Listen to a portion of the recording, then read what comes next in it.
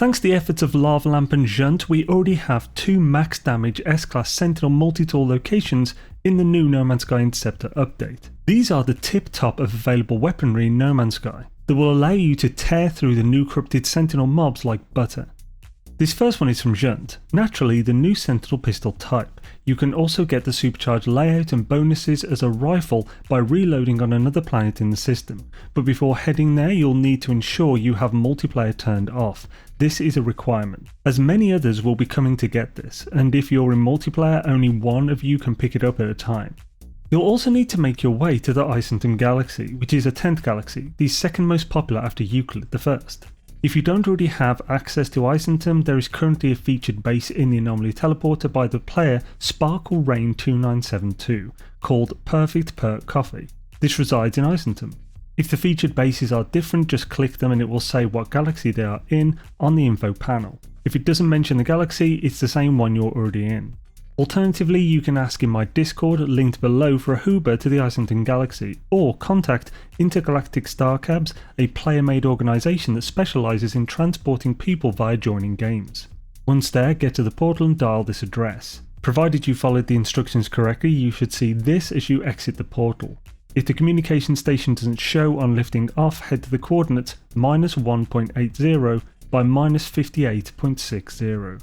At the camp, access the terminal and choose the memories. Solve and remember the 3 simple maths problems. Then access the first option of the main menu on the terminal and choose a glyph for each of the 3 that represent one of the solutions. It doesn't matter what order you put them in. Lastly, re-enter the terminal and unlock the multi-tool cabinet. You can now head over and pick up your S-Class Sentinel pistol. However, if you wish for it to be a rifle instead, you can pulse to the other planets in the system, land, save and reload, then head back. Do this on the different planets until the cabinet shows a rifle. Also, if someone has decided to troll by building base parts to block the terminal cabinet, just report the base via the quick menu and it will disappear for you. The next multi-tool discovered by Lavalamp actually has slightly better stats and a better supercharged slot layout for a weapon. Both weapons have a near perfect 50% damage bonus, but this second one has a few percent better on mining and a slightly better scan. I would suggest using this second one for the main design you prefer out of the rifle and pistol, then use the first to get the other. Lava's tool is also in Xaine, so make sure multiplayer is off, head to the portal in Xaine and dial this address. You should exit the portal on a particularly rough world. It's an extreme weather planet that regularly storms. Head to the communication station visible. There are a few, so you may need to check 1 or 2. If they aren't showing, the coordinates are -24.58 by +117.23. Once there, do the usual with the terminal to unlock the cabinet. The default tool here is the rifle, though if you want the pistol you can head to the planet Pekavank.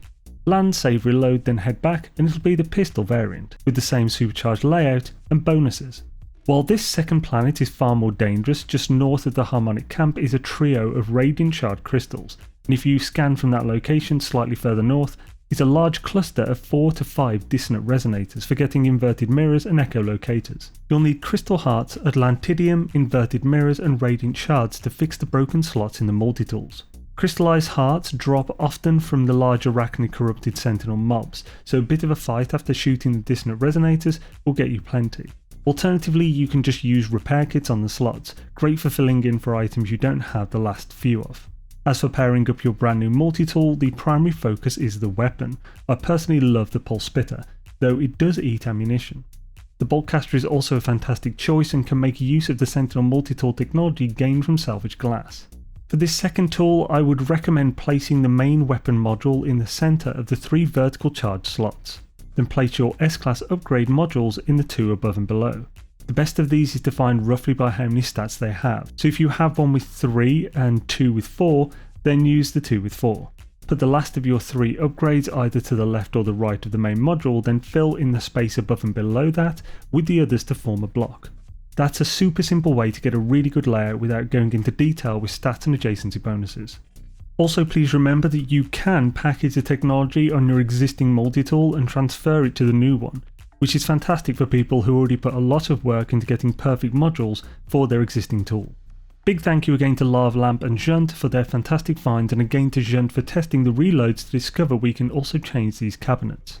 If the idea of adjacency bonuses or supercharged slots interests you, check one of these videos next for a very detailed look.